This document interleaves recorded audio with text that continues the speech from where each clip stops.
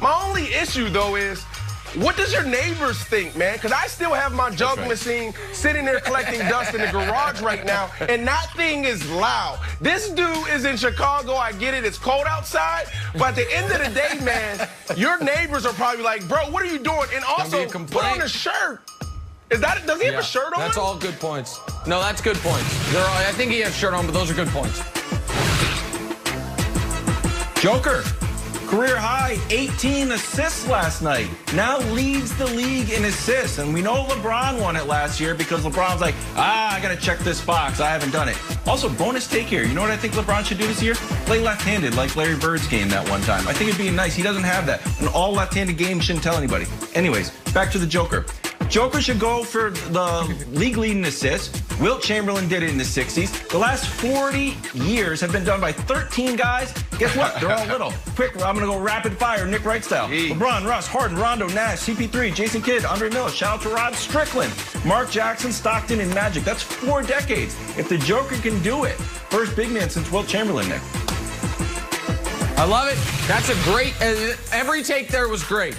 This is not going to be great because I feel like I invented the term take integrity, and I'm going to do a total reversal. So, listen, James Harden, the Rockets have been shorthanded, and they're 0-2. But if you've watched the games, what you've seen is, here's James Harden dominating the NBA. Can we show his numbers? First game of the year, 44-17. Last night, 34-6-8. He leads the NBA in points, leads the NBA in PER. He's second in assists. He's right now shooting 58, 50, 92 splits. So here's the reversal.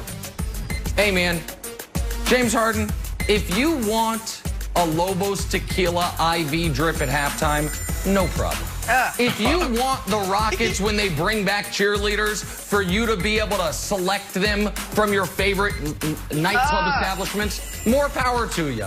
If you would like to show up to games midway through the first quarter, drink in hand, you know what? I guess you earned it. Because somehow this guy running on 2 hours sleep and energy drinks is just the best player in the league for the first week. So, James Harden, do whatever you want. That's my take. James Harden, do whatever you want. Because nobody can stop you. I love the take. Mark my words, it's going to catch up to him. Brandon knows it. Guys, you got to feel for Bill Belichick. He's had some kind of night last night this season, blown out by the Bills, third straight loss for the Patriots, first losing season in years. He's got no quarterback, no Gronk, he's got no sleeves. I get all of it. But Tom Brady can't call him in the middle of a game. Brady, you can't be doing that. It's not right. It's like if you get divorced and then you go on to marry a beautiful woman and then she FaceTimes your ex while he's at work having a bad day. It's not right. Even I know that something like that is not right. So, Brady, stop calling. He's already got enough on his plate. And in this scenario, I'm for Bill Belichick. All right. Let us head to Washington, where they can make the playoffs with a win over the Eagles on Sunday, right? So we know all that. So you can imagine it was a bit of a shock yesterday when the team announced the release of former first-round pick Dwayne Haskins. The 23-year-old never found his way with Washington on the field while causing quite a few distractions. Off of it, it's not a good mix, especially for a Ron Rivera-led team so intent on building a winning culture there. Haskins knows he blew an incredible opportunity, tweeting this: I take full responsibility for not meeting the standards of an NFL quarterback and will become a better man and player because of this experience. What I always say is you get one chance, and this league, you don't know, you may not get another. But, Nick, you surprised Washington released Haskins 2 years after drafting him 15th overall. No, and he obviously did this to himself. But I think there's... First, I have to own up to something, and then we have to have, I think, a more important conversation than the one about Dwayne Haskins. What I have to own up to is I'm always on this show saying my lifelong dream one day is to run an NFL or an NBA team. If I am ever to realize the dream of running an NFL team, future boss, don't let me pick the college quarterbacks, because I'm historically bad at it. I thought Rosen was going to be awesome. I thought Haskins fell too far in the draft. I wanted Watson over Mahomes. I'm just awful at the college to pro projection. So when I get that job, don't let me handle it, because I was way off on Haskins. Now to more serious issues. I was watching the pregame show Monday Night Football yesterday, and I like Booger McFarland a lot. And I think he's a sharp guy, and I think he's been subjected to somewhat unfair scrutiny over the last few years. With that said, I thought he said something yesterday that then started a conversation that was reckless and unfair.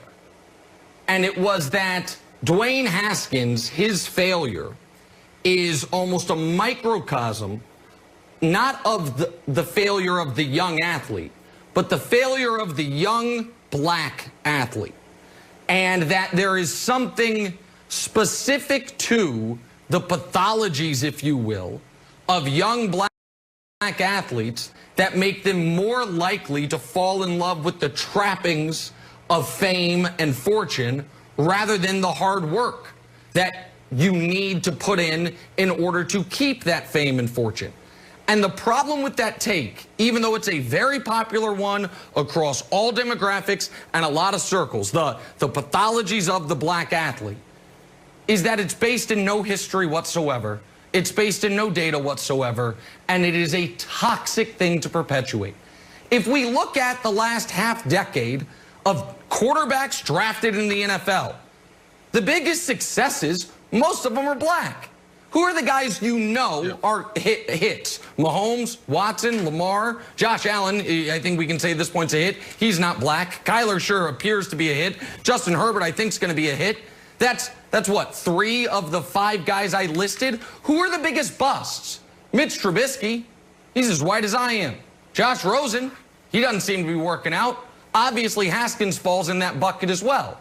And who are the quarterbacks that we would say, well, part of their issue was they didn't put the work in? Well, that's Johnny Manziel. Or they're too focused on their brand. Well, some would say that's Baker Mayfield. Those guys are white guys. So this idea that we've got an issue not with young people being, caught up with the gram, but with young black people being caught up with the gram is not based in any fact whatsoever.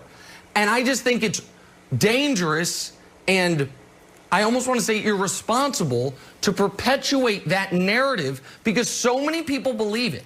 So many people take it as a fact that you're lucky when you get a Russell Wilson, one of the good ones, as opposed to being like, well, what are we talking about here? And so I think Haskins did this to himself, but I also think some of the conversation surrounding it is really, really unfortunate, Brandon. Yeah, and Nick, everything you said is on point, and that's why I'm so disappointed in Haskins, because in the past, we've been having these conversations in a vacuum, right, around the black quarterback, around the black athlete. But I really want to focus on the black quarterback right now. So in the past, that's all we've been talking about, right? We're trying to fight that these are isolated situations. Every guy is different. We can't just put white quarterbacks in a box, and we can't put black quarterbacks in a box. So when I look at Dwayne Haskins, there's 2 things that jump out to me, right?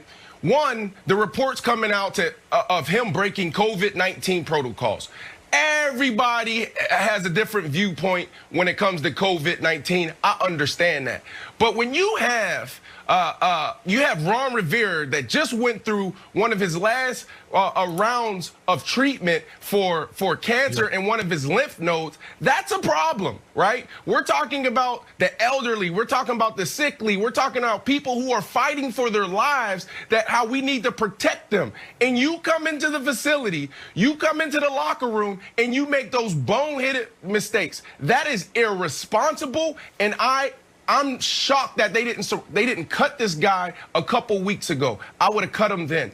But now on the football side, everything that you talked about, Nick, the things that I'm talking about with the black quarterback, you got Dak Prescott, you got Patrick Mahomes, Russell Wilson, Lamar Jackson's fighting still for this right now. Who else do we have? We have Deshaun Watson. Deshaun Watson is another name. These guys have fought so hard to break the stigma around the black quarterback, and you are a guy that is playing into the stigma. Not because you're not capable, because you're lazy, because you don't want to be a pro. You are a guy who can't simply read cover 3. You are a guy who can't read cover 4. That's the fundamentals. Cover 4. We have we have 3-by-1 over here. This is my one-on-one side. This is my zone side. If it's cover 4, this is where I go with the ball. Boom, boom, boom.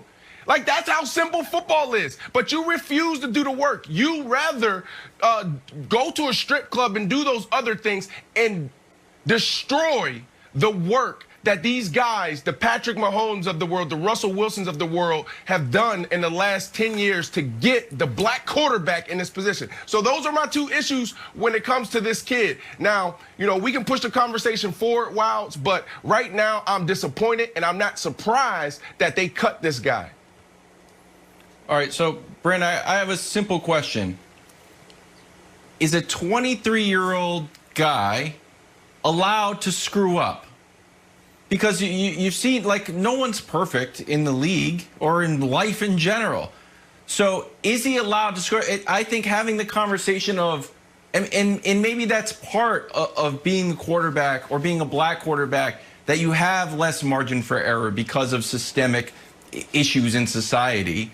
But what's the line if you were the GM, and what's the difference between, hey, I screwed up, I'm sorry, I'm going to be better, versus, you know what, you screwed up, I don't care if you're going to be better, you're going to be better on another team. Where's that line? Yeah.